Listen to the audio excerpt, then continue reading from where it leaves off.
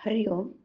आज शनिवार 7 फेब्रुवारी 2026. सद्गुरू ब्रह्मचैतन्य गोंदवलेकर महाराज आज प्रवचनातून आपल्याला सांगणार आहेत की आपला रिकामा वेळ सगळा भगवंताकडे लावावा. ऐकूया. साधारणपणे ज्या वस्तू देहाला सुख देतात त्या पुष्कळ मिळवणं हे आपल्या जन्माचं ध्येय आहे असं आपल्याला वाटतं. परंतु अशा वस्तू ज्यांच्यापाशी पुष्कळ आहेत ते माणसे सुखी झालेले आढळत नाहीत. किंबहुना अशा वस्तू जितक्या जास्त जमा कराव्या तितकी आपले हाव वाढतच जाते. पुढे वय झाल्यावर देह क्षीण होतो आणि त्याचे भोगण्याचे सामर्थ्यही कमी होतं. मग वस्तू असून देखील मनाची तळमळ कायम राहते. पण म्हणून शहाण्या माणसाने आत्तापासूनच आपलं सुख बाहेरच्या वस्तूवर अवलंबून न ठेवण्याचा अभ्यास करावा. बाहेरची वस्तू सुटली तरी मनाला दुसरी वस्तू देणं अवश्य असतं. आणि अशी वस्तू म्हणजे मग भगवंत होय. भगवंत हा नेहमी राहणारा स्वयंपूर्ण आणि आनंदमय असल्यामुळेच त्याचे चिंतन करता करता मनामध्ये ते गुण उतरतात. अर्थात मन भगवंताच्या चिंतनाने आनंदमय बनल्यावर त्या माणसाचं जीवन किती रसमय होत असेल याची कल्पना करावी.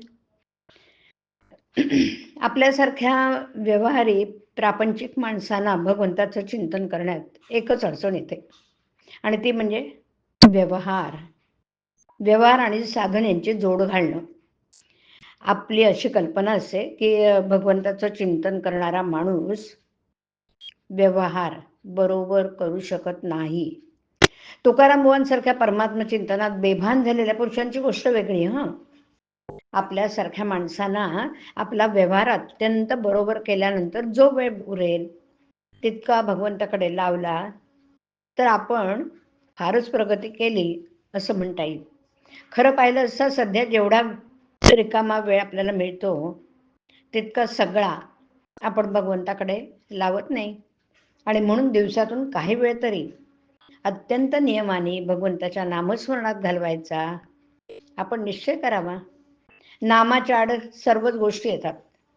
आपण स्वतः देखील त्याच्या आड येतो.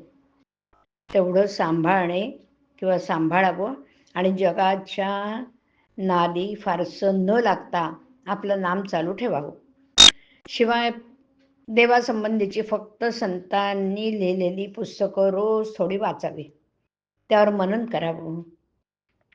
ते आपल्याला आचरणात कसं येईल याचा सूक्ष्म विचार करावा आणि अशा मार्गाने जो जाईल त्याची हा म्हणता प्रगती होईल आणि समाधान मिळेल.